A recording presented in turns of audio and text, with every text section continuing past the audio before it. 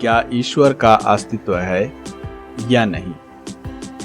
यदि दुनिया में कुछ विषय विवाद और भ्रम के हैं, तो उनमें यह भी एक अति विवादास्पद विषय है। कुछ लोग मानते हैं कि ईश्वर है, कुछ मानते हैं कि नहीं है।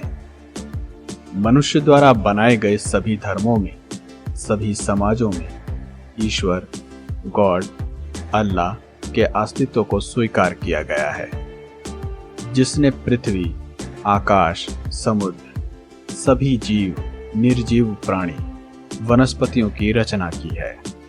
और इसी कारण से हम ये मान बैठे हैं कि इन सभी रचनाओं के पीछे ईश्वर है। हालांकि ऐसा किसी भी धर्म में भगवान के अस्तित्व में होने का कोई प्रत्यक्ष प्रमाण नहीं मिलता है, पर फिर भी हम ईश्वर के अस्तित्व को मानते हैं, क्योंकि हम बचपन से यही सब देखते और सीखते आए हैं। इसलिए हमारी यह धारणा बन गई है कि ईश्वर होता है। हिंदुओं के लिए ब्रह्मा, विष्णु, महेश और मुसलमान के लिए अल्लाह और क्रिश्चियन के लिए गॉड के रूप में है। हम सब ने अपने अपने नजरिए से ईश्वर को रंग, रूप, आकार, प्रकार दे दिया है। ऐसे में सवाल यह उठता है कि भगवान ने हमें बनाया या हमने भगवान का आविष्कार किया। अगर भगवान ने हमको बनाया, तो फिर भगवान को किसने बनाया? जिस भगवान की हम पूजा अर्चना कर रहे हैं, वो जीवित है भी या नहीं, ये कोई नहीं जानता। एक तरफ हम कहते हैं कि ईश्वर सबके दिलों में बसता है, और दूसरी तरफ हम सब थाल सजाए उसको मंदिर, मस्जिद, गुरुद्वारे और चर्च में ढूंढते फिरते हैं। अगर ईश्वर वास्तव में है और हमारे अंदर है, तो क्यों उसके दर्शन के लिए जगह जगह भटकते हैं? अगर इंसान ईश्वर की संतान है, तो क्यों ईश्वर ने सबको दर्शन नहीं दिए? क्यों सबको बुद्धिमान या ज्ञान की प्राप्ति नहीं दी? क्या यह कहना उचित नहीं होगा कि ये अपने ही संतानों से भेदभाव हुआ है? क्या हमें ऐसे भगवान की जरूरत है जो इंसान पर इंसानों द्वारा किए गए अत्याचारों को नहीं रोक सकता? क्या यह कहना उचित नहीं होगा कि हम जिस सर्वशक्तिमान के आगे सर झुकाते हैं, हाथ फैलाते हैं, प्रार्थना करते हैं, वो सिर्फ और सिर्फ लाचार और बेबस है, जो सब कुछ सिर्फ देखते रहता है? क्या हमने ऐसे भगवान की कल्पना की है जिसमें ताकत तो है पर कुछ कर नहीं सकता? तो मैं ऐसे ईश्वर को कैसे और क्यों मानूं जो इतना लाचार है? क्योंकि मेरे प्रार्थना करने या न करने से उसे कोई फर्क नहीं पड़ने वाला। जिस ईश्वरीय रूप के वजह से आज तक इंसान एक दूसरे से धर्म के नाम पर लड़ते आए हैं और आगे भी लड़ते रहेंगे, तो क्या यह कहना उचित नहीं होगा कि जहाँ के लोग जितना ही धर्म और ईश्वर के प्रति कट्टर हैं, वहाँ उतनी ही बदहाली और अराजकता है?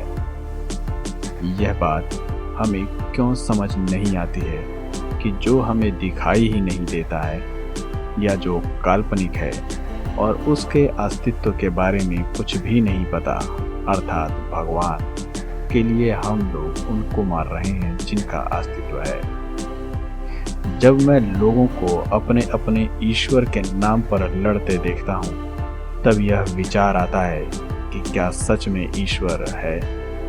अगर है, तो वो ये सब क्यों नहीं रोकता? अगर इतनी शिद्दत से ईश्वर इस सृष्टि की रचना कर सकता है, तो क्या धरती पर सुख शांति नहीं कर सकता?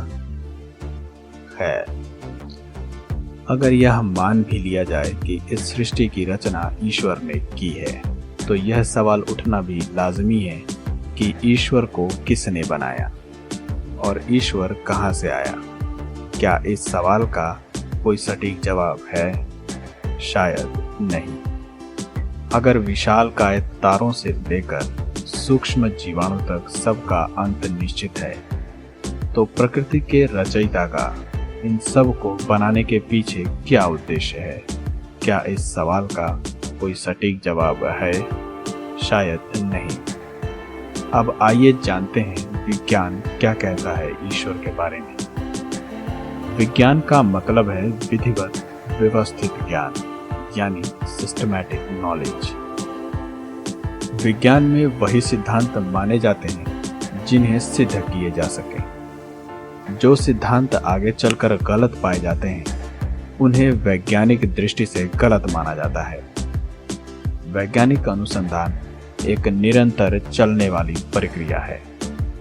विज्ञान प्रकृति के रहस्यों को प्रमाण में बदलता है। आज हम जो कुछ भी हैं विज्ञान की वजह से हैं, न कि ईश्वर की वजह से। विद्युत, हवाई जहाज, रेलवे, बीमारियों के इलाज के लिए नई नई दवाइयों का आविष्कार विज्ञान के माध्यम से हुआ है। आज विज्ञान ब्रह्मांड के रहस्यों को जानने में लगा हुआ है। मानव जीवन को सुखमय और जीने लायक बनाने में विज्ञान की मुख्य भूमिका रही है। वैज्ञानिक दृष्टिकोण से देखें तो इस सृष्टि और जीवन का निर्माण स्वतः भौतिक शास्त्र के नियमों के अनुसार हुआ है। यह तो पता नहीं कि भगवान है कि नहीं, लेकिन अगर विज्ञान की माने तो सृष्टि के निर्माण में भगवान की कोई भूमिका है ही नहीं। हिंदू शास्त्रों में भी कहा गया है कि शिव जी की उत्पत्ति स्वतः हुई है, जैसे बिग बैंग। इसीलिए उन्हें स्वयंभू या शंभु कहा गया है। वहीं कुरान में भी बिग बैंग जैसी घटना के होने के संकेत मिलते हैं।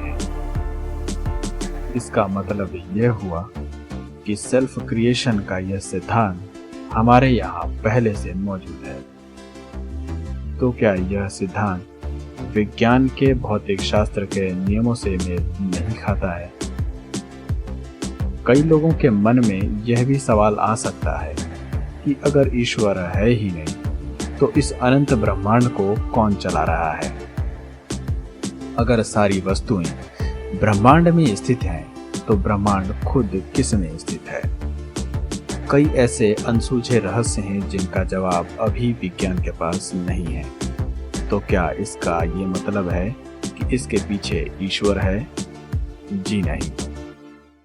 किसी सवाल का जवाब न होने का मतलब ये नहीं है कि इसके पीछे ईश्वर है। इसका केवल ये मतलब है कि विज्ञान अभी तक उस जवाब तक पहुंच नहीं पाया है, मगर आज नहीं तो कल जो भी खोज पाएगा उसका प्रमाण भी अवश्य ही देगा। आध्यात्मिक ज्ञान में हम सिर्फ बिना किसी प्रमाण के विश्वास करते हैं, जिसका हमें कोई अंदाजा नहीं कि वो सच है या झूठ।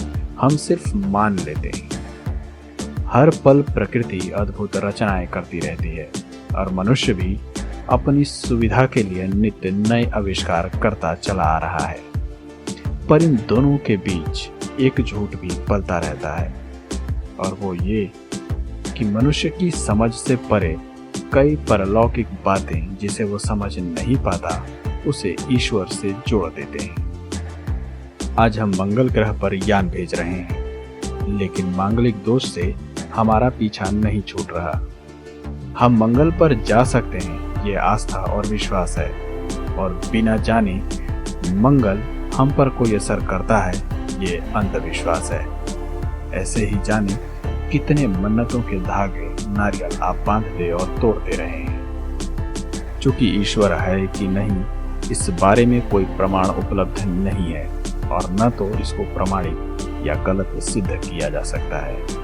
फिर भी किसी भी रूप में ईश्वर के अस्तित्व में विश्वास करना आस्था का विषय है। इसलिए जब तक स्वयं जांच परख न लो, दुनिया की किसी मान्यता पर विश्वास न करो।